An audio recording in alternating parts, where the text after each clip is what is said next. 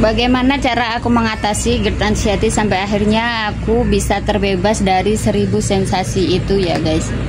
Tentunya semua itu tidak gampang, butuh waktu, butuh kesabaran, dan waktu 2,5 tahun juga tidak mudah. Selama itu aku mencoba segala macam hal, segala macam obat, segala macam herbal, apapun yang direkomendasikan orang ke aku itu aku coba, termasuk juga kunyit, temulawak, dan sebagainya. Bahkan aku juga pernah minum air alkali yang harganya satu botol itu 35.000, itu sehari harus minum 3 botol, itu pernah aku coba, tapi semuanya nggak ada hasil.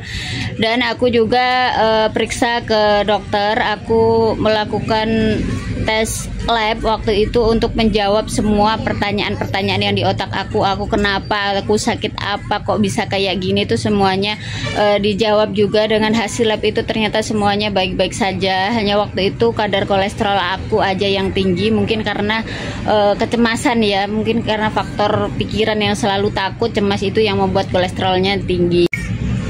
Sampai akhirnya pada suatu hari suami aku pulang dari pasar tuh ngasih tahu aku, katanya dia dikasih tahu temennya kalau istrinya temennya itu juga pernah sakit kayak aku, terus minum air lemon bisa sembuh gitu.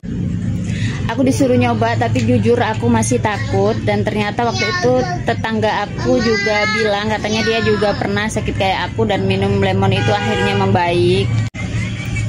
Lalu aku beraniin mencoba, dan ternyata setelah minum itu badan aku tuh enteng, kayak dada aku yang selama ini kayak berat tuh juga jadi lega. Makanya aku lanjutin sampai hampir 2 bulanan aku minum itu rutin. Setiap pagi bangun tidur perut kosong, aku iris lemon 3 iris sama kulitnya, aku rendam pakai air hangat, terus aku minum.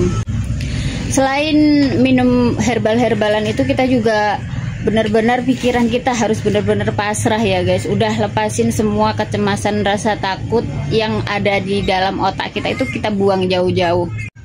Karena waktu itu aku juga udah benar-benar capek, udah lelah, udah aku pasrahkan semuanya sama yang di atas gitu.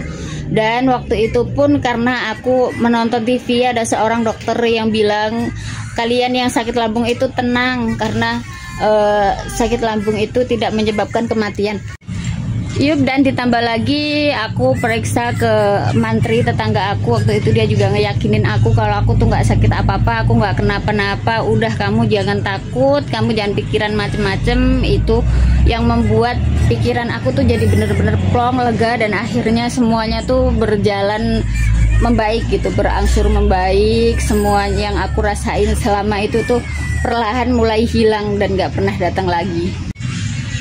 Dan aku juga nggak berani rekomendasiin kalian harus minum lemon, enggak. Kalian sendiri yang bisa ngerasain respon tubuh kalian ya guys, karena respon tubuh orang itu berbeda-beda ya guys. Ada yang cocok, ada yang enggak. Kalau aku alhamdulillah cocok, karena aku waktu itu juga nggak pernah ngerasain sakit perut hebat gitu atau sakit ulu hati, cuman ya itu yang kemarin aku ceritain itu aja sensasinya.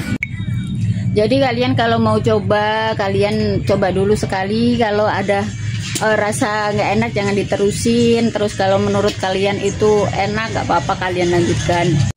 Tapi yang paling penting tuh dari pola pikir ya guys, pikiran kita tuh harus bener-bener plong, hilangkan semua rasa cemas itu. Kalian tuh nggak apa-apa, udah gitu aja, nggak usah takut apa-apa, nggak usah kalian takutin ke depannya gimana, semuanya itu udah diatur ya. Kehidupan kita ini semuanya udah ada yang nulis, apapun itu yang terjadi dalam hidup kita itu udah takdir dan udah dituliskan sama yang di atas. Makanya stop overthinking, stop pikiran yang buruk-buruk, pikirin yang bahagia, dan stop kalian scroll tentang penyakit terus, biar mindset dalam otak kalian tuh nggak terlalu kepikiran sakit gitu. Aku sehat, aku bahagia. Kalian harus tanamkan itu dalam diri kalian biar kalian cepat sembuh. Oke? Semangat. Pola makan, pola hidup semuanya juga harus diatur, termasuk kita hindari makan makanan yang menyebabkan asam lambung itu jadinya naik. Contohnya ya kayak pedas, asam, terus yang mengandung banyak gas itu ya guys, sama yang lain lagi kalian pasti udah tahu. Dan juga istirahat yang cukup, jangan terlalu lelah. Terus yang terpenting tuh habis makan jangan langsung tidur, kalian kasih jeda 2 jam. Itu tuh yang paling penting sebenarnya guys, yang tanpa disadari orang-orang itulah penyebabnya GERD. Oke, terima kasih sudah menonton. Kalau ada yang perlu ditanyakan, kalian tanyakan di kolom komentar. Wassalamualaikum.